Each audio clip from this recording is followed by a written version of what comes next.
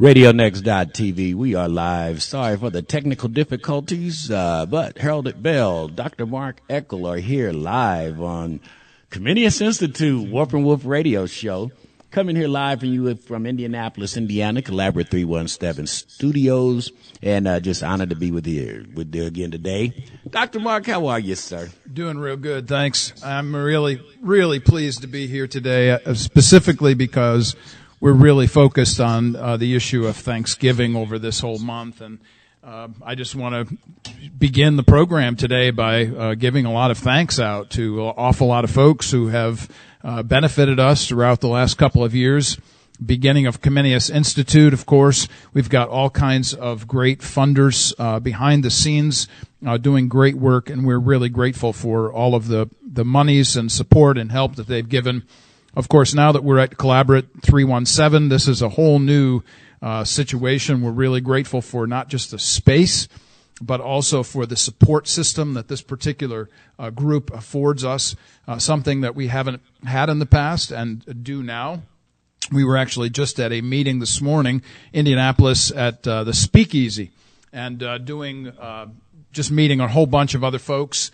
Really grateful for the opportunities to meet and greet all kinds of different folks, especially those who have questions about what does Comenius do. So just to give just a bit of a background again, Comenius is named after John Amos Comenius. John Amos Comenius is one of those 17th century educational reformers. Public school folks still call him today to be the modern father of education.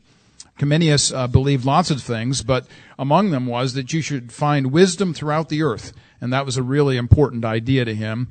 Warp and Woof, of course, gives us this concept of vertical and horizontal threads that make fabric, and of course, from a Christian vantage point, this is Colossians 1:17, by him, by Jesus, are all things held together. And HB, I'm grateful for you, man. And I'm grateful for you right back, my brother. We have, this last 2 years has been a very, very fruitful experience in building the brotherhood, and I guess we can start there. It starts with allowing the opportunity to let someone in. That's right. And then, are you listening while you let someone in? Isn't that those the are truth? important factors in building relationships. And much of what it's interesting. We were at the Speakeasy this morning, and most of the conversation was built around. We've got a lot of tools that can help you see what's going on, say what's going on. You can speak your mind, but nothing replaces the authentic, kinetic feel That's and right. touch of, seeing someone or talking to someone face to face. So, and this actually happened just the other night, at Thursday night, actually at Q Commons event. Mike Roll, who was here this last week, was giving us a background to this, of course, and then Thursday night we met all different kinds of folks. I must have about a dozen different cards I need to get back to folks about having on this particular program. Actually, one of the folks that I met at that particular engagement, Q Commons, is Maria Santiago, and Maria is going to be in here this morning talking about I Am Chosen, the great nonprofit that supports young women and helping them get on their feet, not just professionally, but also financially. And so this is a great institution. We heard from them the other night, had a great video from them at Q Commons. Grateful for Mike's work around Indianapolis. He's a real connector and uniter. Really grateful for that. And, of course, folks like Jim Cotterill, who were also there at the event and presented, but he's in charge of something called Unite Indy. And so his emphasis, of course, is drawing all different kinds of folks together. I was sitting in his offices this past week chatting with him about possibilities for the future, looking forward to more collaborative elements. And then, of course, this morning, we just mentioned being down at the Speakeasy with all different kinds of folks there. But I was talking with one individual who said, you know what, you need to meet this pastor. And this particular pastor is going to be able to connect you to all these different people, and that you and he have the same beliefs about uniting black and white churches. This is a really huge issue for us. So many different directions to go with this, HB, but all kinds of great people are in and around Indianapolis. So thankful. So since we're starting a season of thankfulness, you start out. What are you most thankful for, Mark? I guess we can go in different realms because you have Comenius, you have that family, you have your career. Sure. Kind of in those orders. What are you most thankful for? Most thankful for my Lord and Savior Jesus Christ, for his death on the cross for my sin, the grace that was freely given. This is a fantastic gift that's an eternal gift, not just simply a temporal one, but one that, of course, unites us then to all different kinds of folks. I'm grateful for, because of that, the teaching that I get at my church, for instance. Scott Dean, my pastor up there at Crossroads Community Church, great church, grateful for that particular group. But, of course, the family extends not just to church family, but to your real family. You and I was just acquainting you or getting you back acquainted with something called Marco Polo this morning. We sent out this little message to Chelsea. That should be a real hoot and a holler. Funny. So family is huge. And, honestly, HB, it's one of those great things that you and I now have is actually to be brothers. And for our mom. Hey, Mom. I love that lady. I love her. So it's going to be interesting to talk. I know back to Maria Santiago. Yeah. I had an opportunity to meet her about 4 years ago when we were in the infant stages of RadioNext.tv and saw the great work that she was doing. And that's one of the things I'm thankful for is to watch seeds be able to mature over a period of time, especially when you don't faint. And I say that all the time, at least you're not faint. And you watch people in the beginning stages, and then when you see them 2 to 3 years later and they're still toiling at the passion and then 5 years later, they're working together in the same building, So it's amazing just watching those things manifest, especially in the world of trying to do good, as you always like to say, my brother. Yeah, that's it. And I emphasize that do good because that comes out of Titus chapter 3. And, of course, going back to what I just suggested a moment ago, thankful for salvation that comes from Jesus, Titus 3 and our emphasis in Comenius about doing good is based on Titus chapter 2. That we look forward to the blessed hope and the glorious appearing of our great God and Savior Jesus Christ. And it is He that gives us the basis for living in life and the opportunity to do good, certainly from a Christian vantage point. So we're really grateful for that and for all of the great Christian enterprises and individuals that are all around us here in Indianapolis, from which we have to draw. I mean, HB, I don't think we're ever going to run out of good folks to have on this radio show. Oh, I mean, and that's the beautiful thing about being at Collaborate 317. And I was trying to explain to someone the other day, when you're in the same atmosphere, so to speak, same space, and everybody's initiative is about how can we fix a problem, how can we go out and create a program, how can we pay attention to raise funds for the Hope Center or whatever it might be. There's a collaborative thought and there's a oneness in thought, so you can't run out of people like this. I mean, it's an endless army of people who are, in the vein of trying to do something for the positive, nature of the environment they live in. And that's the beautiful thing about being in this space. It is that too. And the concept of oneness makes me always memorable line, of course, from my brother Brian Green out in the Washington, D.C. area. He and I have written some essays together on the connection between black and white churches, black and white leaders, and the necessity of that. And one of the things that we emphasize in this particular program, certainly not necessarily in word all the time, but I certainly hope everybody gets the point of all the pictures that we post, and that is our connection to the African American community.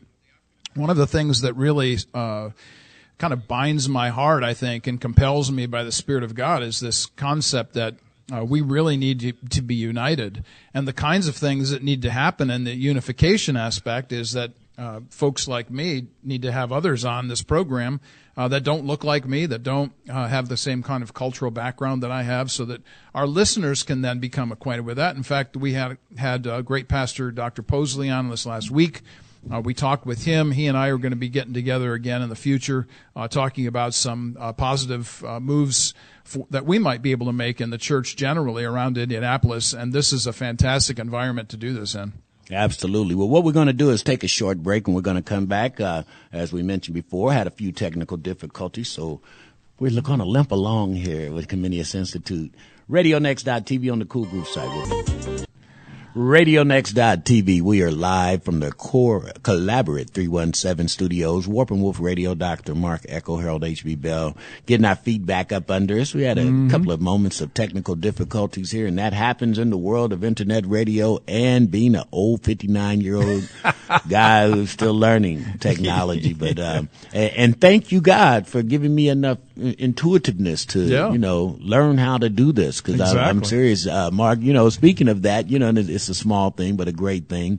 When I first started doing the internet radio platform, I was pretty much at the mercy of a guy who was my engineer. Okay. And so every time I went live, every time I came in here, I could play the songs and do what's necessary. But if it would freeze up like today or whatever, I was just at the mercy. And thank God for the wherewithal to say, okay, take some time out and learn a little bit about, if you have a flat tire, how to fix your own tire. That's it, or if you need to change the oil, change your own oil. Cause things are inevitable. They're going to happen in this realm of technology. And so thank you, God. Isn't that the truth, man? Absolutely. This makes me think of a story, actually a very famous old story. I thought I'd just read a few lines to everybody.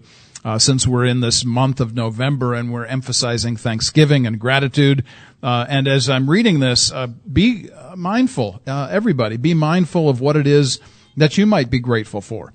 And think about the thankfulness in your own heart about the things that you have, the people that are in your lives. Of course, the emphasis from our vantage point, from a Christian vantage point, of how we are grateful for that which has been given to us through the grace and faith of Jesus.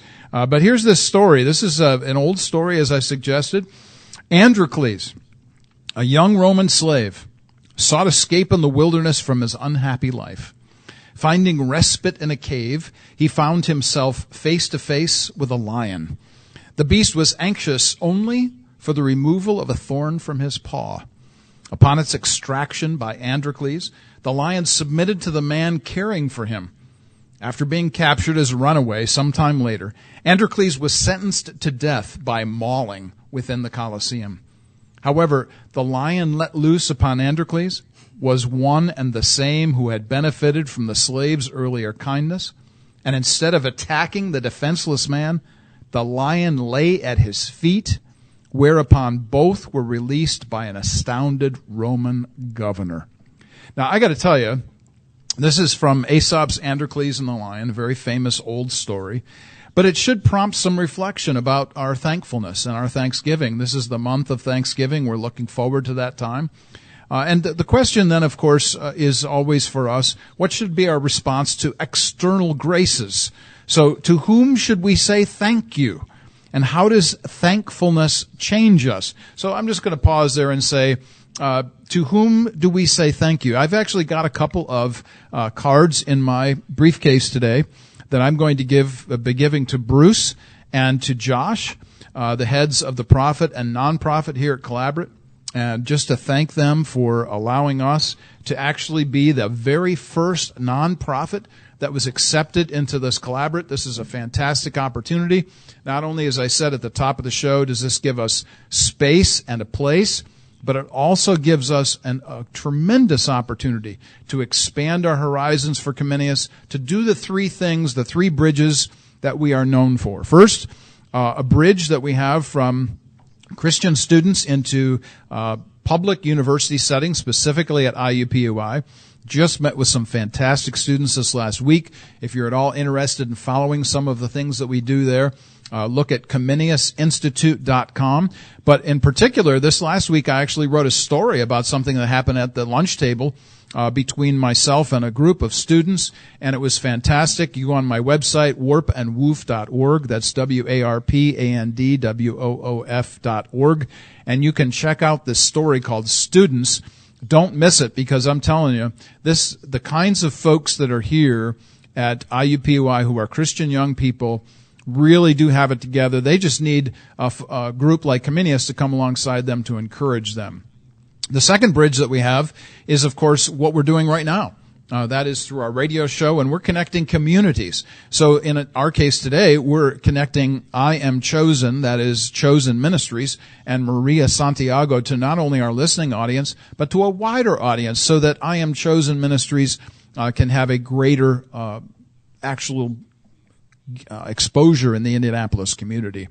And then the third bridge that we offer is actually introducing Christianity to the culture around us, but even flipping that around, introducing culture to Christians. And so I'm doing this all the time. I teach at my church, Crossroads Community Church, 10 o'clock on Sunday mornings through this particular semester, teaching an Old Testament overview.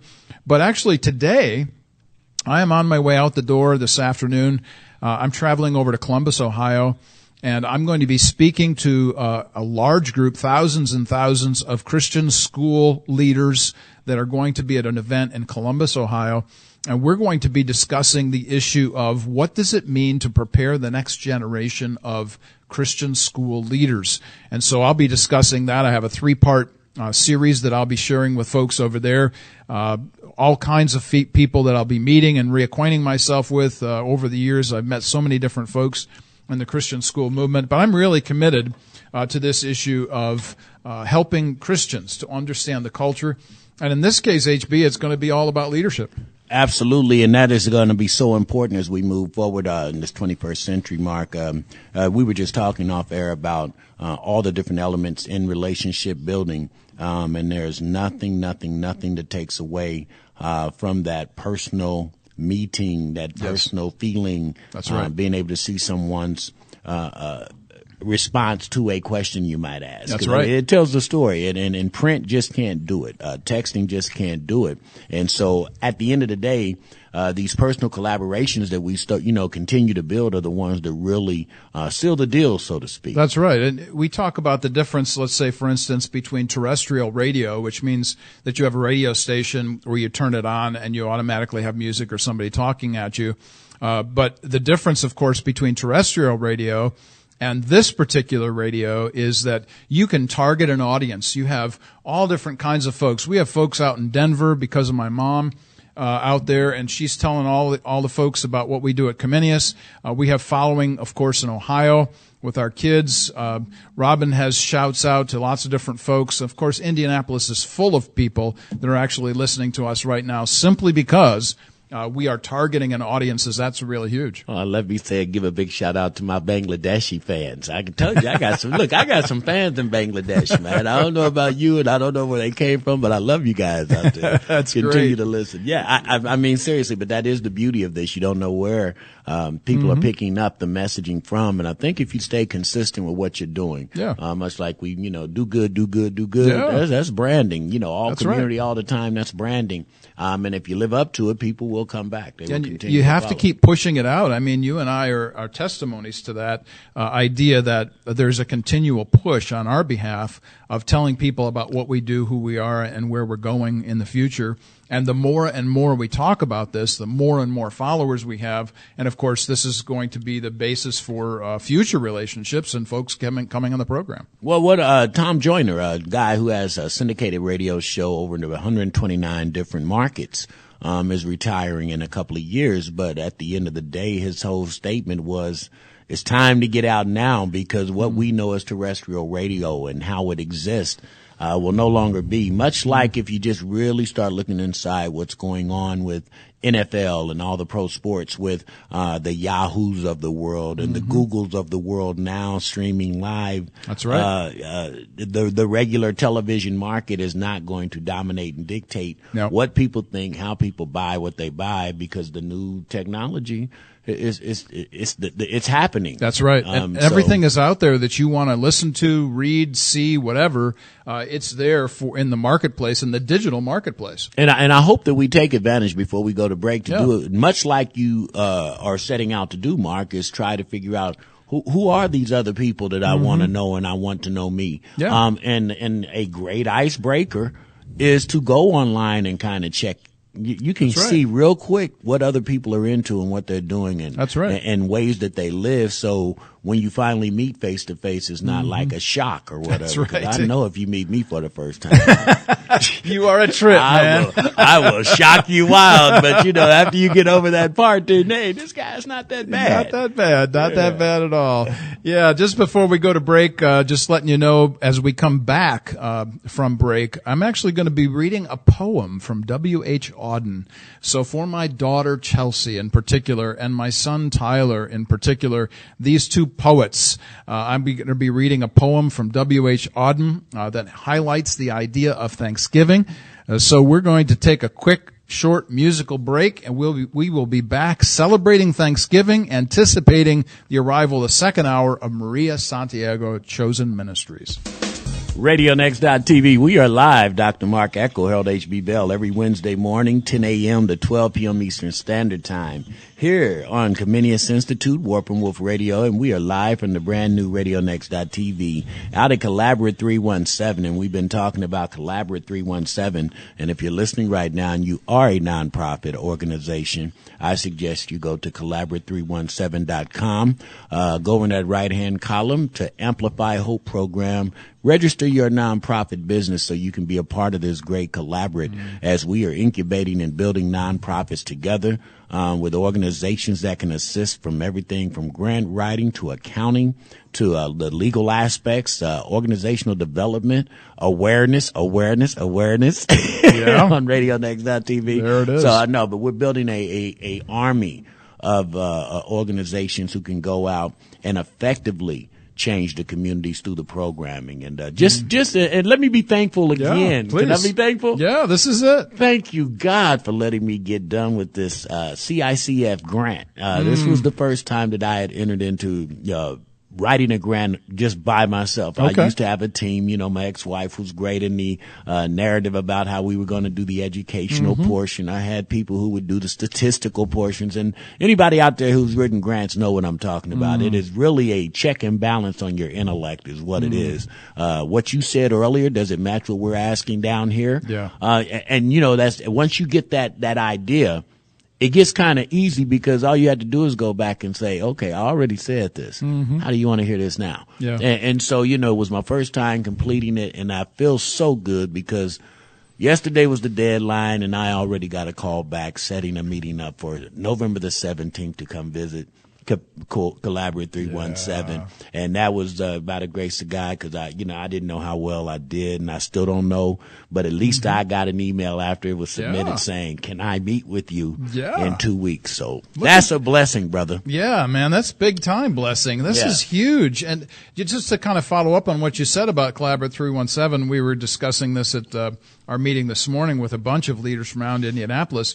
And what I discovered was that we have somebody that's written grants over and over and over again, that actually works out here. One of the great benefits of being at this particular collaborative of nonprofits. This is a fantastic opportunity to be here and be invested in this. In fact, just to give a shout out to Jedediah, who works here with us, he did some photocopying for me this morning at a very reduced rate for what we have to do here. And I'm looking forward to an event I have to speak at, and he was so kind as to get this done for me real quick. And that's just part of the wonder of being in a place where other folks can pitch in and help out. This is a fantastic opportunity. Well, I had mentioned before going on break that I was actually going to read a poem, and I know that this isn't something that is normal for radio folks. Everything's got to be hypercharged, and you got to have all kinds of bells and whistles. But this is Thanksgiving, man. We got to back off and back up, and we need to give thanks to not only the one who has made us and given us his grace, but also other people. So here's this poem from W.H. Auden. He wrote a multi-section poem entitled A Thanksgiving for Habitat, which connected his physical home with his personal friends. Each room, each event, each resemblance is directly linked to anticipation of renewing human bonds, to see his friends again. And so here it is. This is just one section of W.H. Auden's poem, and the first line and continuing. Easy at first, the language of friendship is, as we soon discover, very difficult to speak well, a tongue with no cognates, no resemblance to the galoptius, that is gibberish, of nursery and bedroom, court rhyme or shepherd's prose, and unless often spoken, soon goes rusty. Distance and duties divide us, but absence will not seem an evil if it make our re-meeting a real occasion. Come when you can. Your room will be ready. doggone, your room will be ready. Sound like some scripture. Isn't that nice? I mean, think about this. When you have a person like a famous poet like W.H. Auden and his friends, what they must have felt like when they said, or when they heard, hey man, your room is ready. When you come by, you got a place to stay. I tell this to people all the time. I say, you know what? We've got a great guest room, got your own private bath, all this kind of stuff. So when you're in Indianapolis, make sure to let me know. Give me a heads up, night or two. We'll put you up. We'll have dinner together. We'll renew our friendship. And that really is a great blessing, this concept of friendship. And I think we often take it for granted. But this is the constant, consummate idea that I think folks like HB and I have together. And that is that we share this friendship, this bond that frankly can't ever be broken. Absolutely. And I think, Mark, that we have to start too with appreciating those small differences, because as we say this all the time, we're so much more alike than we're unalike. That's right. But those things that we're unalike about, like I learned last week about some of your inhibited feelings, That's right. about how you just don't like to disagree. That's right. You'll do everything within your power. And, I thought brother, we were just alike, like thinking alike. Nothing. Well, dang, this cat's been putting up with me for about 2 years now. Probably just, I could, but no, I mean, in a serious manner, that is a beautiful gift to have. Me, on the other hand, being kind of a nomad, and we were talking family, and I love my family, and if they're listening, they know I love them. I just have not had the family dynamic that a lot of people have. I was kind of raised in that gap area where one of the oldest grandkids, way older than all of my cousins, who would be your, usually your first cousins become like your alternate family, a little bit younger than all of my mom's siblings. So I was kind of stuck in a gap where my friends, Tracy and Jerry, all my guys that you met that I grew up with became more of the family atmosphere for me. So I don't get the dynamic of every time it's a holiday, let's just get to, it's cool, but it's like it just doesn't resonate with me as well. But, it just it just depends on how you were raised within the culture that you know. Those are just small differences, but as far as loving Christ and smiling and just liking people and being thankful, and those things have so much more weight in being alike that, okay, we can get over this little stuff. Yeah, exactly. we can work our way around this little stuff, you know? Yeah, this is a big issue, I think, for most folks. They get hung up on the little stuff. And it's unfortunate that that's true, but I think about Scripture. Scripture says that the little foxes spoil the vines, the Song of Solomon says. And the idea there is that these little problems just kind of get in the way of stuff. And if we allow them to get in the way of stuff, then they really mess up everything, mess up the whole vineyard. And now I have been with some people, and this is honest to God truth, riding to work. Yeah. Somebody will cut in front of them. Oh. By the time you get halfway through the day, the riding to work has manifested itself into almost every single relationship that person came across throughout the day. And have you ever thought about that incident early this morning when we were on the phone that you got mad about?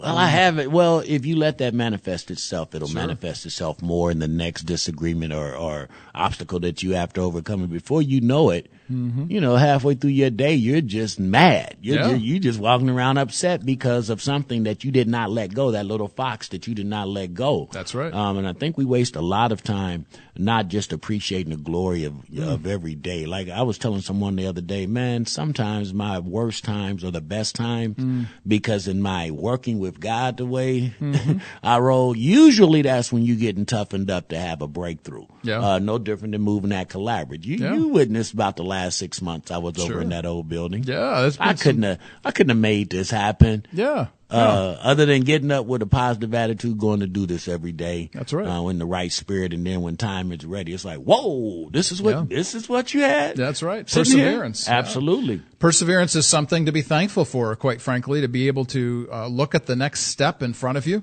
This is something that everybody does on a regular basis, not just getting up in the morning. But sometimes, you got to get around your own brain, your own mindset, your own kerfluffle, whatever problem it is. Dr. Mark.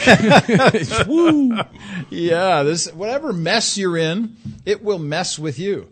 And so as much as I hate messes, and if my wife were here, she would say, oh man, I could tell you a story or two about Mark. Let me at this microphone.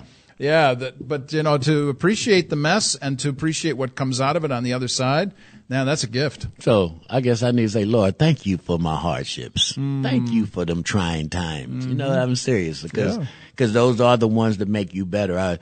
If you're a sports fan, and I tell everybody when the conversation comes about who won the championship, man, they got lucky on that play. Yeah. And I'm thinking every single champion has got lucky on that play where opportunity meeting preparation happens, and then they call it luck. But no, we were ready if that happened. Isn't to that take the advantage? truth? Because I've seen a lot of teams that get the advantage and don't. Our Colts. Yeah. Last week. Oh my word! Let's not even talk about that. One of my thank God that he prays for them. I was texting with my brother-in-law over the last Denver Broncos game, and we were kind of bemoaning the fact that the Broncos were not doing so well, and I told him that I'd already put my Colts flag at half-mast. I will die in blue and white, that's for sure. But there are times you go through really tough times, and the question then becomes, okay, is this going to make you stronger or just going to make you harder? Right. Going to make you harder to everybody else around you. That's no good. And those are options. Those are free will options. Right. And I think the grace and the glory is when you can go through your obstacles and your hardships and still try to empower and enhance someone else's life. I'm a testimony to that. And I don't know, pride is a bad thing, but I take a lot of stake in saying, no matter what my situation is, let's figure out how we can make somebody else's day better. How Isn't that the we truth? enhance someone else, and be empowered through that. So, those are some qualities that I think we can, as we go into this holiday season, as we start resonating and thinking about what you have to be thankful for, don't think about just the things that you got and received. Think about the blessings you're able to give to people turn as that well. back around. I'm mindful of what Paul said in Ephesians 4:32. The same grace that has been given to you, give to others. Wow, to be gracious to other people. There's a news flash. Isn't that a wild concept? Isn't that something that makes you want to think? That's right. But in all honesty, I use this slogan all the time.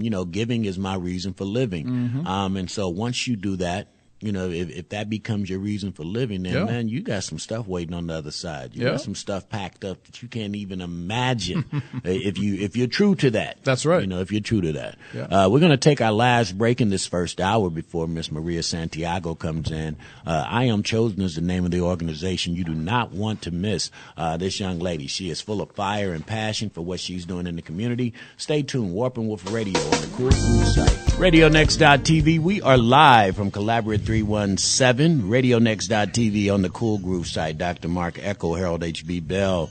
Warp and Woof Radio, Comenius Institute-sponsored show.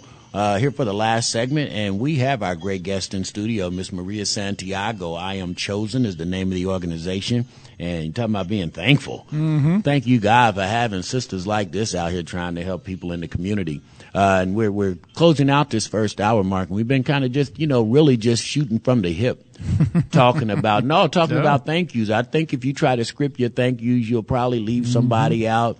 You probably wouldn't remember some of those little thank yous, like thank you for the hardships. That's right. You wouldn't write that down No. in a pre-planned thank you note. No, exactly. Well, this reminds me of Louis C.K., comedian Louis C.K. He just is hilarious. And his comments just make me smile and guffaw, I'll tell you. He said this, for instance, this concept of technology is wasted on a generation of spoiled idiots. And then he goes on to say, New York to L.A. takes 5 hours in a plane. It used to take 30 years, he says. By the time you get to California, you're with a whole new group of people. Then he talks about complaints about air travel. And he says, you hear people say in a whiny voice, I had to wait 20 minutes to board the plane. And his response is, oh, really? You're sitting in a chair in the sky. You are flying through the air. Is your cell phone too slow? It's going to space. Can you give it a second? His stuff is just hilarious. I love it. But it's real. Yeah, but it comes all the way back to that baseline issue, and that is, are we thankful?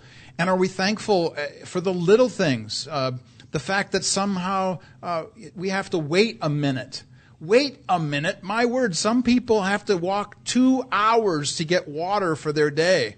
And they spend all day then preparing a meal. Who in the United States of America, who is in the kind of situation that we're in a very wealthy kind of place, thinks that they have to spend all day preparing for a meal? I mean, come on. Seriously? You know, what's ironic is we're getting ready to go back to that cultural thing, and then in the neighborhood, one of the things that we do when we greet one another, the older brothers, is, "Hey man, good to see you," and the next breath is, "Better to be seen than viewed."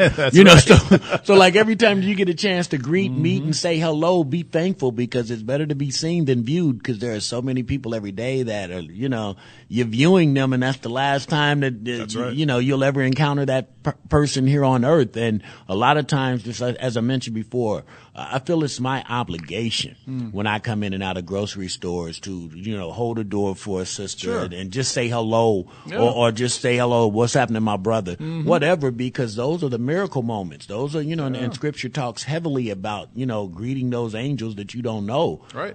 So I think that we miss out a lot of times when we just say, I'm just going to mind my business, stay to myself or whatever, instead of engaging and being thankful for coming across another human being, so to speak. So those are small miracles, but huge miracles. But huge nonetheless. I think about every day when I get up. When I wake up, literally the moment I wake up, I think to myself, you know what? I now have another day to give. I don't think to myself, I have another day to live. I think to myself, I have another day to give to other people. And I think if we maybe woke up with that kind of mindset where we are considerate of giving. Remember that the whole point behind Thanksgiving is that we are giving, and we are thankful for those who have given to us. And one of the great pillars of all of life is gratitude, to be thankful. When you think about thankfulness, think about you are responding to somebody outside of yourself. HB and I agree on the baseline idea of you have to have perseverance and discipline. This comes from within you. Absolutely. At the same time, we recognize that the kinds of things that are given to us that we can't get by ourselves, we've been talking about it this whole hour. This kind of thing, we are grateful to people and specifically to the one who has made us outside of ourselves. This is what giving is all about. And let me put giving with a warning out there, too. Okay. No, I'm dead serious, because a lot of times people give with the hopes of, I gave. Oh, boy. And if you're not a cheerful giver, and the pure spirit of this person needs something, let me give, without what am I getting back, without I know God's going to recognize me for giving. God don't care about you. I'm just going to let you know right now. The God I know, the God I serve, he's so magnificent that what you think that you can do don't impress him at all. It really doesn't. So if you're not cheerful in the giving, just keep it. Keep it. Don't give with a bounty on somebody's head or on somebody's heart because you did something that, quote unquote, was supposed to be a nice gesture. That's worse than being without. Wow, man, we could start preaching on up in here. This is this famous line about being a cheerful giver actually comes out of 2 Corinthians chapter 8, and this idea that if you're not giving with a proper spirit, like HB says, man, don't even give at all. I'm mindful of what the psalmist says. Well, God through the psalmist in Psalm 50. In Psalm 50, it says, I do not need your sacrifices, all you people who are just trying to sign your name on the dotted line, cross your T's and dot your I's, and you're so consumed by your obedience, but you don't sacrifice, you don't love, you don't give. He said, I have the cattle on 1,000 hills, man. You don't need to be sacrificing to me. You need to be obedient, and the obedience starts with taking care of other people. Giving, Thanksgiving, that's what we're all about, the month of November. This particular radio show, Warp and Roof Radio, we are committed to this month of giving and highlighting those who are giving to our community.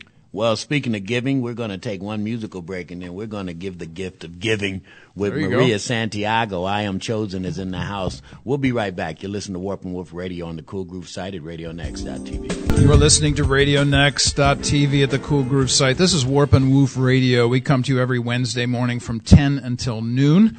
And our task at this particular radio show is to acquaint folks between communities, really, to help people around Indianapolis get to know each other. And specifically, we're interested in having Christians who are doing good in the community, as we suggested in our first hour. That basis for Titus 3, do good, do good, do good, is Titus 2. That is looking for the blessed hope and the glorious appearing of our great God and Savior Jesus Christ. And we are grateful to be on air today, but also to have in studio with us Maria Santiago from Chosen Ministries. And we've asked her to come on because we want to give our gratitude for her as well as for her good work in Indianapolis. Maria, thanks for being with us today. Tell us a little bit about yourself, about your family, your church, and your work in Indianapolis. Well, thank you for having me. Again, my name is Maria Santiago. I'll tell you a little bit about myself. I'm a wife of 17 years. I'm a mother to 2 boys, ages 11 and 13. And our family attends a multicultural church called Diversity Church on the south central side of Indy. One interesting fact about me is I'm the first generation African American. My parents are from Mozambique, Africa, and so I'm the first person in my family to be born here. Wow, that's pretty impressive stuff. So, U.S. citizen because of birth. That's right. That's impressive stuff. Yeah, Mozambique. And do your parents, are they living? And yes, they are living, and they still live in Mozambique with most of the rest of my family. Okay. And so that obviously begs the question, do you get to see them in Mozambique at all? Do you travel over there to see them? I have spent most of my resources helping people there and bringing people here. So the answer to that is no, I don't get to travel there a lot. Okay. Just in the sense of family, because this is a month of gratitude and we're giving Thanksgiving for all of these kinds of things, let's talk a little bit about that issue of Thanksgiving as it relates to what you are doing in Indianapolis. Tell us a little bit about this Chosen Ministries, and you just suggested that you're giving a lot of your resources to help people. Tell us about that. What does that mean? Well, Chosen really started as part of my story. I explained that my family's from Mozambique, but what I didn't tell you is that one of the reasons I started Chosen is because of my own personal story. So my parents could not financially support us when we moved back to Mozambique, and if it weren't for another family of a member of mine, my uncle, I wouldn't be standing here today with you. Wow. He actually adopted me, Wow. and so that I could finish my education. And so, years later, I felt like the Lord was calling me to start an organization to help people, just like I was stuck in a cycle of multi-generational poverty. So Chosen exists as a next step initiative to help single moms between the ages of 16 and about 35 to overcome poverty. We do this through career coaching, one-on-one mentoring, life skills, and financial literacy. This is fantastic ministry, and it interests me. Here you have this great opportunity to help people, and it all came out of your own personal experience. So I wonder sometimes about the kind of work that we do. You have a nonprofit, we have a nonprofit. The idea, where do these ideas come from? Do you think that this basis for doing good or reaching out to others as Christians is based on our own personal experiences? Well, I think God uses the people that are wounded the most and maybe a little bit weak. And so from that weakness and knowing God's sovereignty, I think we feel a sense of obligation to give back and to just worship the Lord with the gifts and talents that He's given us. So for me, Chosen is much more beyond my career as the CEO. It's more of it's worship. Yes. Wow. It's more of it's worship. Yes. Wow. It's more of it's worship. Yes. Wow. It's more of it's worship. Yes. Wow. It's more of it's worship. Yes. Wow. It's more of it's worship. Yes. Wow. It's more of it's worship. Yeah. Isn't that great? I wish there were more people with your attitude where you end your sentence by saying, yes, what I do is worship. So often, we talk about worship as just something that takes place, an hour or two during the week. But everything is worship, the total response, the total person to our Lord Jesus. And this really is a fantastic kind of connection, obviously, to the issue of Thanksgiving. But I wanted to come back to something you just mentioned a moment ago, and that is that God uses the weakest, the ones who have been through the hurt. Okay, so talk about that a little bit. How does How do you see that working out maybe in your own personal life or maybe specifically in the lives of some of the people that you've actually been helping? How do you see that God using people who have been hurt the most to help the most? Well, I think that when you look at somebody who's struggling to feed her children, and you can relate in some way, shape, or form, I think there's a trust factor that is established there. And chosen as a tool to preach the gospel. So being able to tangibly meet the needs of people and elevate them to a better place is an example of, Christ's love for us. And I think that in order to even have that conversation about the Lord, or to have in-depth spiritual conversations or emotional discussions, there has to be a trust factor from one person who's been wounded and saved by the Lord to another. Wow. Trust. Now, there is a deep well to explore. This concept of actually being somebody that's reliable, somebody that's verifiable, that we can put our stake in, that we can stand on. This issue of having a firm foundation. We just got done yesterday with the 500th celebration of the Reformation, and I'm always mindful when I think about foundations. I always think about Martin Luther's famous hymn, how firm a foundation. So let's talk a little bit about this foundation issue and how it is that a group like Chosen will give a foundation or a footing for those who are coming out of your ministry. Maybe tell us a story or two about folks that have actually been encouraged through this ministry. Yeah, one person that comes to mind is a single mom of 3. We met her. She was just broken when we met her. She was trying to parent by herself. Her boyfriend wasn't in the picture, and she was just struggling to make ends meet, put food on the table. She had a high school diploma, but really had no formal further education beyond that. And so her biggest need was just financial literacy and being able to make more money. And so we were able to send her to a vocational program, gave her a scholarship, mentored her, just showed her how to govern her finances well, so that once she had that job, she could really keep the money and save the money and go on to do better things. And she is absolutely thriving. She's doing well parenting. She is in church now. She's providing for her family, and she's since been promoted. And so I think she really represents hope for a lot of our other clients, because she can now look at them and say, hey, if I can do this, you can do this too. Wow, that's fantastic. What a great story that is to kind of get us down the road to help us to understand a little bit better about Chosen Ministries. But it makes me think, and I have to be straight up honest with you about this, it makes me think that a lot of folks who see somebody who's maybe, they might refer to them as down and out, they see somebody like this and they say to themselves, well, I did this or I had that, and why can't you do the same kind of thing? Do you see that kind of attitude, and what is the response to that kind of attitude, do you think, of those who would say, why don't you just go out and get a job? Can you help us to understand what it is that folks who are in need of what the ministry that you provide, what is it that they need to help them over this very difficult hurdle? Sure. I think that's a loaded question in and of itself. Yes.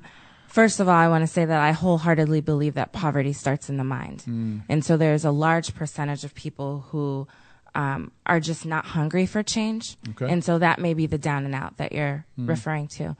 But then there is a group of people that are really desperate for change, but they just don't have the resources, the network, or the know-how to get to the next level. And so I think it's really about meeting somebody where they're at and elevating them to where they could be. A good case in point is my very first client was a single mom of 2. She was 21 years old. She went to a suburban church who constantly helped her. At Christmas, they would give her clothing and food. If somebody had an extra piece of furniture, they would give it to her. And then they expected her to change out of their giving, but really weren't giving her the tools to succeed. And so to answer your question about what people need is they need tools for success. And I think that's what Chosen does really well, is giving people the tools they need to success. What's your resume look like? What is your overall disposition? Are you dressing for success? Do you understand the rules to a middle-class society if you've only been in an impoverished situation? That's right. And so kind of unlocking the door to some of those socioeconomic gaps that people don't understand is really important, and that's something that we try to do every day. And if you've not been there, if you've not been in the gap, if you've not been on welfare, for instance. I remember my first 6 years of teaching, we were so poor. We were on welfare. People were bringing us food in boxes. I mean, stuff like this, living in an impoverished area in that sense of things. But if you haven't been there and you don't feel that with other people, then you're not really kind of attuned to where they're coming from, or at least how they generally respond to those kinds of issues. Let's stick with the concept, though, of tools. I talk about this with my students all the time and emphasize to them my job isn't to teach you what to think, though obviously all the time we're teaching people what, but how to think. So let's talk a little bit about this concept of what does Chosen do in terms of helping the how. How do people come away from Chosen with what they do, and how is it that you make that possible for them? I think that there's a lot of work that goes into that. I mean, studies show that in order to get somebody out of a cycle of poverty, this is a 2 to 5 year initiative. Wow. And so there's some daily work that happens there. We utilize technology quite a bit to get the message across on the how. Okay. One of the things that we do is we produce our own learning videos. And so we actually partner with people in the community that are professionals that can speak to the content that we write, and we put it in the video format. And so being able to take a look at that video and see, okay, how do I present myself? How do I search for a job? What do I do when I get it? How do I keep it? How do I manage my money? All of those things address the how so that people can actually go and implement the things that they've learned. The other thing on the how is we pair our clients up with mentors so that they can learn the how just by those mentors modeling that example. Man, this is marvelous stuff. For those of you who are just joining us, you are listening to Maria Santiago, and she is she is the founder of Chosen Ministries, but the CEO there as well, giving us some background and this wonderful group that here in Indianapolis doing good for young women who are parents who are trying to help their young people, giving them a nice step up, giving them some tools from which to use to make that next step into life. When we come back after our radio break, we're going to be discussing this more with Maria Santiago, but we want to step into the issue of how should churches participate in this? What is the responsibility of the church at large, Christians in particular? You're listening to RadioNext.tv at the Cool Groove site, Warp and Woof Radio. We will be right back. You are listening to Warp and Woof Radio. We come to you every Wednesday from 10 until noon. We are on RadioNext.tv at the Cool Groove site at our new studios at Collaborate 317. If you are interested at all in coming to check us out, I will be happy to give you a tour. Make sure to follow us on Facebook, Instagram, Twitter. We are all over the place. warpandwoof.org is my personal website where I write an essay every single week. ComeniusInstitute.com is where you can find all of the great things that Comenius is doing. As I suggested before, we cross 3 bridges. One of them is to help young Christians coming out of high school into a public university setting at IUPUI. The next is to connect communities around Indianapolis with a special emphasis on the unity between black and white churches. And then our third bridge is to help Christians understand the culture in which they find themselves. And of course, right now we're talking about that very issue, the issue of culture, and how do we deal with the issues that confront us as it relates to things like generational poverty, the kinds of home lives that we grew up in, the difficulties that we have faced in our own personal experiences. And, just before I ask Maria to come back on and talk about this, I just want to be thankful again to my mom for all of the great upbringing that she has given to us, my sister and I. Very difficult situation and circumstances. If you were listening to Renita Hill's program this last week, we talked about the issue of abuse and the awfulness of that, living through those kinds of issues. At the same time, we also have found ourselves on the other side of that, gratefully. And so thanks again to my mom for the wonder of the kind of person that she is, and gratitude for all of the work that she has made possible for us to actually even be here still. How about you, Maria? What kind of thankfulness, anybody in your own memory, your own experience comes to mind as it relates to this? Sure. I actually have a long, long list of people to be thankful for. I share my story quite a bit, so I don't want to discount being thankful to my parents because there you go. Obviously they shaped and made me who I am and have done so much for me and did the best that they could. But I'm also very grateful for my uncle believing in me and taking a chance to bring me back from Mozambique so that I could further my education and do something with my life. And he's just, my parents and my uncle are the first in a long line of people that I'm very, very thankful to. The kinds of opportunities that we have, we talked about this in the first hour, HB and I did, about gratitude and discipline. Discipline is something that comes from within us. Gratitude is something where we acknowledge somebody or something outside of us. And of course, as Christians, we are grateful for the one who has made us and saved us. But at the same time, we are in desperate need of all kinds of community and support. And so we wanted to come back to this issue, the question that we kind of left folks with here in the first segment as we were discussing, the question about the church. How should the church at large, and how should Christians in particular participate in your nonprofit, in my nonprofit, in any kind of giving? Talk to us generally and then maybe even specifically about your own experiences with the church and Christians in particular. Well, I think every one of us needs to give out of a grateful heart, be generous, and treat people like we would treat our own children. Think of them that way, because I think if you look at somebody like you do your own children, your heart goes out to them, and you're much more susceptible to just generously giving out of the abundance of what God's given you.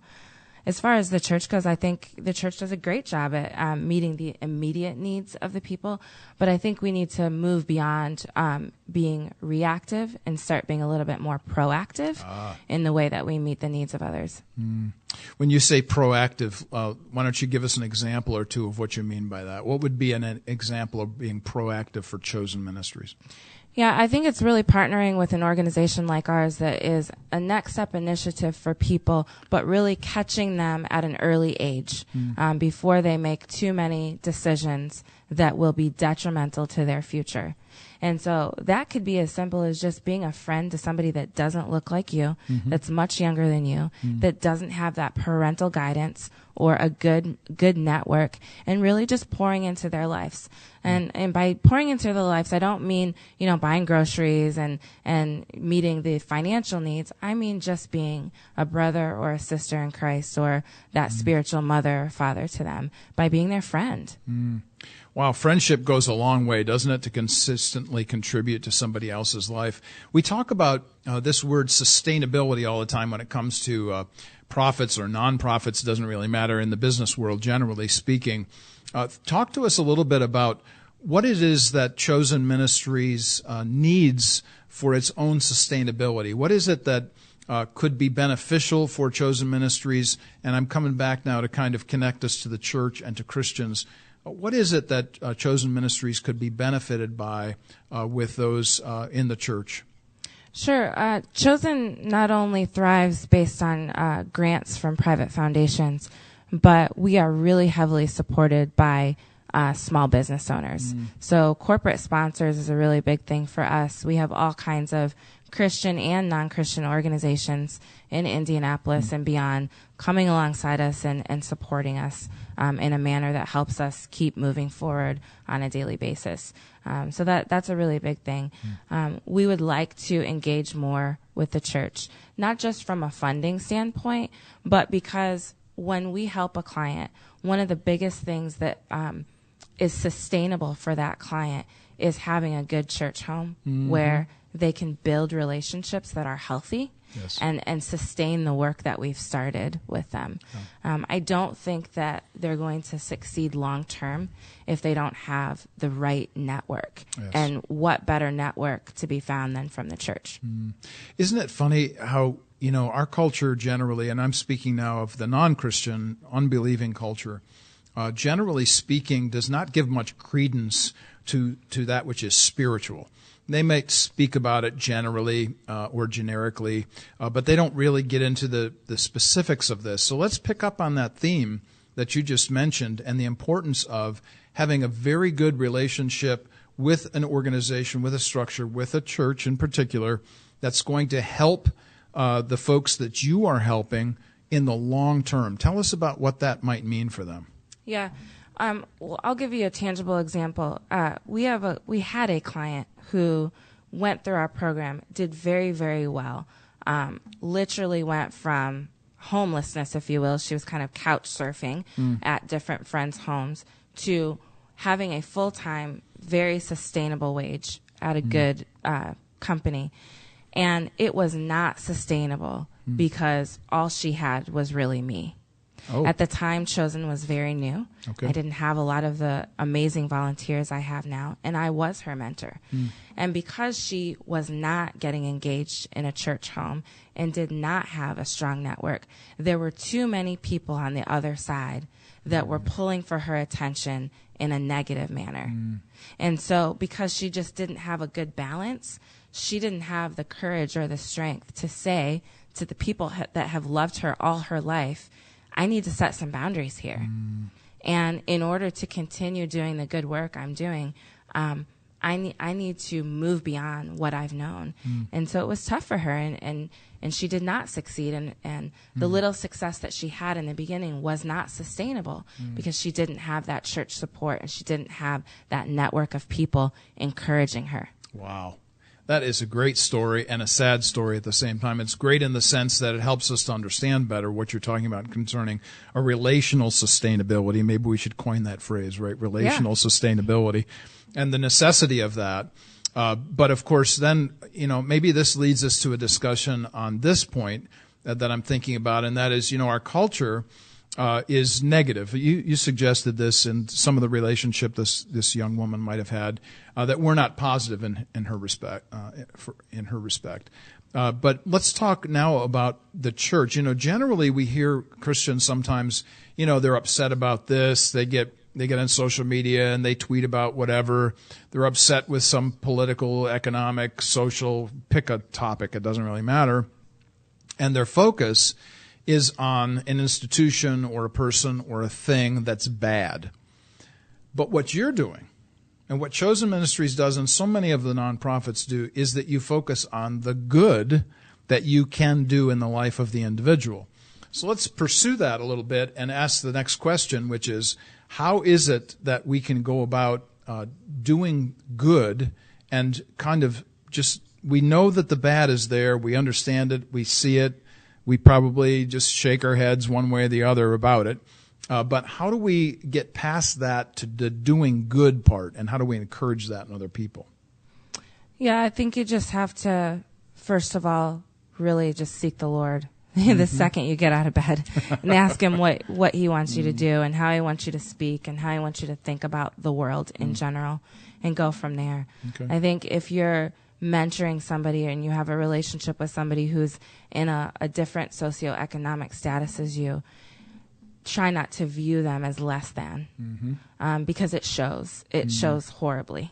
And so it's important that you treat that person as an equal, and then not look at their life in terms of what's bad, but really, really seriously focus on the gifts and the talents that God's given them, and pull that out of them. And I think that, that's a start. Yeah. Wow, that's a great start. And when we stop to think about starting your day in prayer and asking the Lord, how is it we should respond to whatever it is that's right in front of us, that's a huge issue. You had mentioned a moment ago that you have lots of support from the community, whether it be in the believing community or the non-believing community. How do those who are not necessarily professing institutions. They might have Christians in the institutions, but they're not necessarily professing institutions. How do they navigate, if you will, engaging in a nonprofit like yours, which is pretty clearly a Christian nonprofit? How do you go about that relationship? Yeah. For us, I would say it's pretty easy to engage with us. We are a faith-based Christian nonprofit, but one of the things I always tell people is we're not going to thump people over the head with the Bible. We're just a tool to preach the gospel. So we meet needs first, preach second. Okay. So it's very easy for the business community to engage with us. And we have a lot of groups that are not professing Christians that do partner with us, because we really try to make it easy to do that. Things like internships or just business-like mentoring is a way that a group can come alongside us. We do have a couple of major events each year, and so the business community tends to engage with us on that. So we do try to make it fairly easy. Also, we have professionals in the community that are the stars of our learning videos. So that also is a way to engage and make an impact with our clients. Wow, that's really great stuff. This concept of uniting people that are already in the community that folks know, so when they see the video, then they automatically connect with Indianapolis, right, the folks that are here, and that kind of thing. Right. So going back to this, the question of those who might not necessarily connect with you at a Christian level, talk about what it is that Chosen Ministries is doing that's good for the business community in the sense of the clients coming out of your organization. Talk about the connection of your clients to the community at large, specifically the business community. Yeah, so Chosen Ministries is still trying to seek new employer partners, if you will, okay, where when our clients graduate from our program, they could potentially get a position in one of our employer partners' firms. The other big thing is that we have a social enterprise. And if you don't know what a social enterprise is, our social enterprise is called Virtually Chosen, and we provide business services for small businesses. So think about anything that you could outsource administratively. We handle projects like mass mailing or transcriptions or data entry projects. And then we also do resume writing services for professionals in the community. So utilizing our social enterprise for something that your business needs is a great way to engage with Chosen. 100% of the revenue from the social enterprise goes back into serving single parents through Chosen Ministries. So that's a unique way that the business community can engage as well. That's a really fantastic connection for all of us here in Indianapolis to know that there is that kind of ministry that's available, and the idea that they are actually, Chosen Ministries is actually looking for those employers who would like to employ the clients that come out of Chosen for future reference. This is a huge thing. So those of you who are listening, those of you who catch us on the podcast on the backside of this, make sure that you check out the opportunities that you might have to look for your future employees that are coming out of Chosen Ministries themselves. So talk about some of the baseline principles that Chosen Ministries contributes, not just to the clients, but then, of course, the clients will take into these businesses. What can the businesses or other just people in the community expect to see out of your clients? I think you're going to expect to see the art of professionalism. That's one of the biggest things that we try to hit on with our clients is you need to be as professional as you possibly can be. Perhaps you didn't get that job not because you are a minority or you're a woman. Maybe it's really about your disposition. And so I think you can expect to see people that are really trying to act as professionals would. We focus on so many things such as soft skills that will really help people not only get the job but keep the job. So that's one of many things that you can expect to see. A big issue with our demographic is a barrier such as childcare or transportation. I don't think you're going to see that issue with our clients because one of the things that Chosen Ministries is big about is barrier busters. And so we will help fund childcare and transportation for a short time until that client has the money to pay for that themselves. Man, that's great. Just this idea of giving a hand up to folks who need it. This is a huge connection point. Of course, whenever I think about a hand up instead of a handout, I'm always thinking about the gleaning principle coming out of Leviticus 19 that says, you're supposed to leave the edges of your field and anything that falls on the ground to those who would come in after, the poor that would pick up those things. I want to come back to something that is something you just mentioned about soft skills. Frankly, this is, unless you're reading Harvard Business Review, you're probably not picking up on the necessity of soft skills. So, for instance, I was with somebody in the last couple of days, and their reference to me at the end of the conversation was that I am an intensive listener. I thought that was interesting. I'm intensive. So when you're speaking to me, I look you in the eye, I hold your eye contact. That's really important to people. That's a soft skill. You wouldn't go out and say, I go to a factory and say, well, I'm a really good listener. How can I help you in your right. on the assembly line? They'd kind of probably boot you out of the office. Anyway, when you're talking about being professional, though, you're talking about the necessity of these soft skills. Can you give us another example or two of what that actually is, a soft skill? I think it's basic things that you and I wake up every day doing without even thinking about. So showing up to work on time. If we were stuck in traffic, we would call our potential employer and say, hey, I'm stuck in traffic, but I'll make these hours up, versus not calling at all. Yeah. If I don't have child care, again, making that phone call and communicating properly, or having the ability to troubleshoot and problem solve first before just calling the whole thing off. Those are some basic things. Written communication, oral communication, dressing properly. A lot of times people in poverty wake up in a fighting stance because their entire life they've had to fight. Yeah. And so when there is a conflict at the workplace, knowing how to resolve that conflict in a professional manner is really important, and could be added to that list of soft skills that they need to learn. Wow, that sounds like a hard skill for soft skills, right. really. When you're waking up with a fighting attitude, you're mad at the world for whatever reason that might be. And quite frankly, some folks have a real good reason to be mad at the world for whatever reason that might be. Absolutely. Yeah, go ahead. Yeah, this issue of of soft skills is really an important one that empowers people to shift in their attitudes and their mindset. Let's talk about this concept of attitude and mindset and professionalism. How do you see those things linking up? How do you shift and change somebody's attitudes and mindset in your ministry? I think from the beginning, we are really trying to choose people that feel like they're chosen to do more. I think that's the word chosen. Okay. And I am chosen. Okay. We're really specifically targeting people that are hungry for change. Okay, let me interrupt you before you Sure. go on and say, so that means that there are some people that don't have that attitude. Absolutely. I would honestly feel like the majority don't have that attitude, and it's something that cannot be taught. Oh, boy. So how do people get that attitude? I mean, we're talking, if you're suggesting most people don't have it, then how do they get it if they need it? How does that work for us just as human beings? Yeah, I think on the base level, I think it's about being the church and modeling things and loving people, because if they can see the love of Christ in you, then they're more likely to open up to you. And if you can teach somebody things by modeling, then I think that's where it starts. Wow.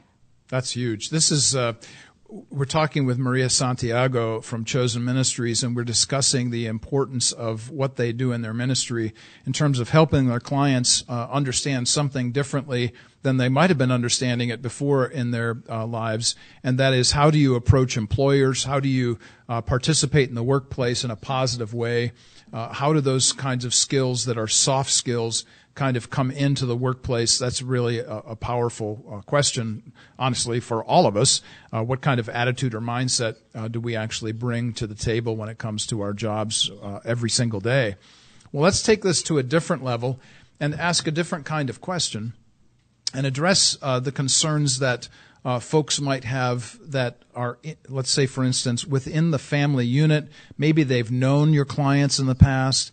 They've they've had some kind of contact, maybe even negative contact, and then here you see these clients making the shift, making the change, having the opportunities that maybe the past family units, however that family might be described, doesn't have. Do you ever see any kind of difficulty with past family relationships and how that then impacts your clients within the Chosen Ministries group? All the time. It's actually the biggest barrier to our client success is their own family members. And it's tough because on one hand, you understand the mother that did the best that she could and sees her child trying to take a different path, and it's almost offensive. Mm-hmm. And so, managing those reactions and expectations of the family member is really difficult. And I think that, we talk a lot about boundaries and just setting those boundaries in love, because it's the only way for most of our clients to succeed, because their family is sometimes their biggest barrier. Not all the time, but a lot. Wow. It's a sad thing to hear that, but of course, I guess if you've grown up in a family that's, that's been abusive, or you haven't really been seen to have much value, worth, or dignity in your life, and your parents or your whoever that might be in your immediate connections to family makes you feel, low in some whatever case that might be. Well, when they see you moving in a different direction, there's a bit of jealousy going on there, a bit of envy. Right. Yeah. We had our youngest client was 16. She had a child at age 14. When we started working with her, she was, of course, still in high school, and her mother did everything she could to sabotage her progress.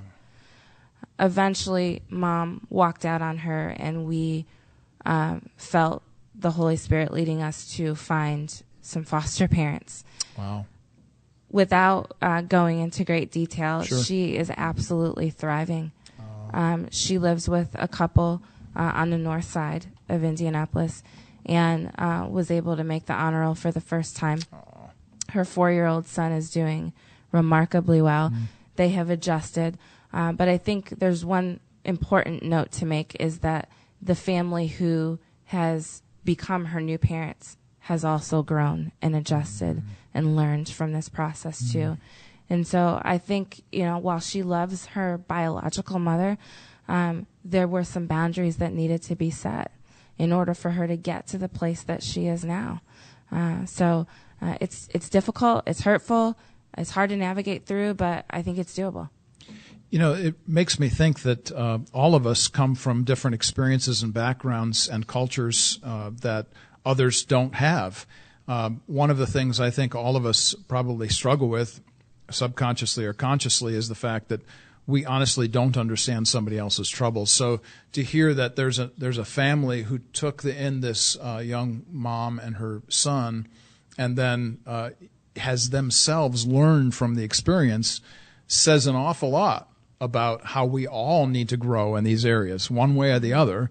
And, oh, by the way, we should never say to people, well, if you would just, or what about, or if you would only. Those kinds of things really are very inhibiting, because you really don't understand the cultural context that folks are coming from, especially if it's poverty, and especially if your own flesh and blood is against you. Right. There's some systemic issues there, too, that many people in a middle to upper class society don't necessarily understand. So, when you say to me, I have a job for your client and it's at McDonald's, I need you to really think about the context of this. Is she going to get enough hours? Is she going to get the right hours so that she can actually take care of her children? Is this really going to be sustainable? And if she is getting some kind of benefit from the government, is the amount that she's earning enough to take over that benefit? And so I think we have to really start to understand what people in a cycle of poverty are going through before we can make such judgments or statements about what they should or should not do. That's right. The issue of systemic is an important word here, and for those who have not been around this program or maybe have forgotten the kinds of things we've talked about in the past, when we say the word systemic, we're talking about something that literally is woven into the fabric of people's lives, and that they really it's of no fault of their own. This is something they were born with in one way or the other. The famous line that you can choose your friends but not your family comes immediately to mind. Those kinds of things that we cannot overcome by ourselves because we literally were born into them is part of this systemic kind of background. Right. Yeah. So when we think about this and we think about the kinds of folks that you're helping, and you continue to make this kind of movement into the Indianapolis community, what do you see as the future of Chosen Ministries? If you were going to say to us as a listening audience, we have this plan, 5, 10, 20 years, whatever it might be, can you give us a snapshot of what that might look like? Right now, we're trying to be even more financially stable so that we can take on more clients and not have a waiting list. But when we do get the funding to bring more clients on, we will certainly grow. We also have plans to maybe go beyond Indianapolis to other cities. Our model is a little bit unique in that we do utilize technology quite a bit, so our clients can access our content from wherever they are. So they could be 3 states away and still access the content and do very well. So that's one of the things that we're thinking about. We're also going to be growing the social enterprise and help more small businesses and more corporate professionals and drive revenue into the ministry. The one thing that I didn't mention with the social enterprise is it's also designed to provide internships to our clients. Okay. So what we're doing there is we're bridging the gap between credentialing through maybe a vocational scholarship or program and actual work experience so that they are more likely to get hired by an Indianapolis company. So those 2 things, growing the clients, growing the social enterprise, and providing internships for more clients are the future. And that concept that you brought up earlier, too, about the employer partners. Yes. Yeah, absolutely. Everybody goes in a different path. So some clients come to us and say, hey, I know I want to be a dental assistant. Some people want to go into insurance, and some people want just general office type work. So depending on the avenue that they go is what we need. We need more dentist office to say, yeah, we would like to give some internships to some of your clients. We need more offices to say, yeah, we're looking for some administrative assistants or some entry-level customer service people to fill these positions, and that would be wonderful. With the social enterprise, we are focused on very general administrative tasks that they can learn, so it's not specific like dental assisting is. So we do need more and more partners. It reminds me to say this again, that beyond the physical, tangible objective skills and discussions we've just been having about what you can anticipate for the future of Chosen Ministries, I'm also thinking about something we talked about earlier, and that is relational sustainability with the church. Yeah. And the necessity of how it is that not just individual Christians, but that church as local church as understand your ministry, understand what it is that you do, and perhaps instead of making statements, ask more questions. Absolutely. Yeah. We're certainly going to be promoting Chosen Ministries here at Warp and Woof Radio. We will continue to do that. But as we kind of finalize our program here today, what are some last words you'd like to leave everybody with? Well, first of all, I want to thank you for having me and just learning more about the organization. If you're interested in learning more and you find yourself saying, hey, I think I'm chosen, I am chosen, you can visit us on our website at iamchosen.org and learn more. And we would love to talk to you about how you might engage with us, whether it's being a mentor or whether it's helping us with events or helping with financial literacy, any of those things. We would love to have a further conversation. Furthermore, if there's somebody in your life that needs Chosen Ministries, we would love to serve them. This has been a fantastic program. Today we've been emphasizing Chosen Ministries, I Am Chosen, and make sure to check that out on the web, but also make sure to come back to us on the podcast. That'll be up later on today. You have been listening to Warp and Woof Radio, and this month, the month of November, we are giving thanks. And we want to emphasize again our gratitude for all of those who support us in this work and all those who support any nonprofits in their work. Grateful again to Collaborate 317 and for the space that we have here, this marvelous opportunity to be here in these offices. We're grateful to Bruce and to Luke and to Josh and to Harrison and to all who have brought us around. And, of course, to my producer, my friend, my brother, HB, grateful for you, my brother. We're looking forward to next week. Absolutely. Absolutely. So until next week, you're listening to Warp and Woof Radio. We come to you every Wednesday from 10 until noon, and you hear us on RadioNext.tv at the Cool Groove site. We will be back next week. See you then.